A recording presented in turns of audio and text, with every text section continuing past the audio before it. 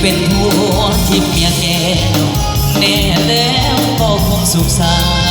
นต์ว่ามอบชีวิตจิตใจไว้องค์เดียวกันตามต่อสถานบ้าน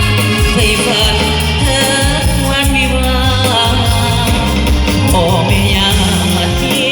ต่างที่ก็เดิมเสริมสร้างสวยเป็นพลาทุกอย่างให้สมดังปรารถนาให้ผู้สุขนอนสมพักสมดังลา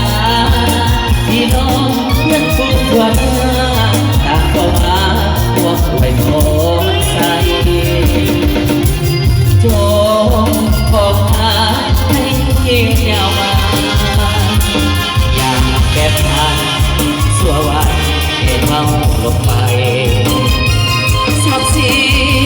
ทองขอจงเลี้ยงน้องหลากหลายแม้เกิดลูกยิงชายให้เลิศด้วยประติภาบัดนี้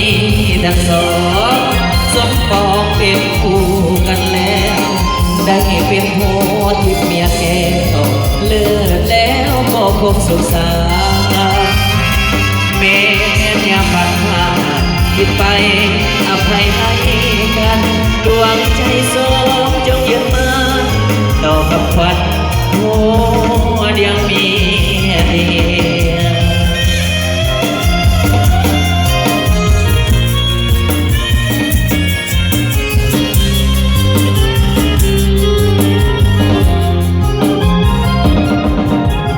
จงห่วงหาให้ยืนยาวมาอย่าเป็นพันสัววันแค่พังลงไป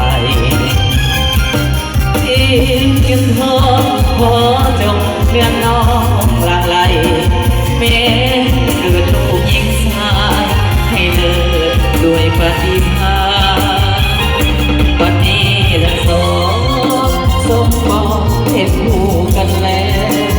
ได้เป็นผัวที่เมียแก้วเลิศแล้วก็คงสุขสันต์แม้ยามพักผ่านคิดไปอภัยให้กันดวงใจสองจงยึดมั่นต่อคำขวัญ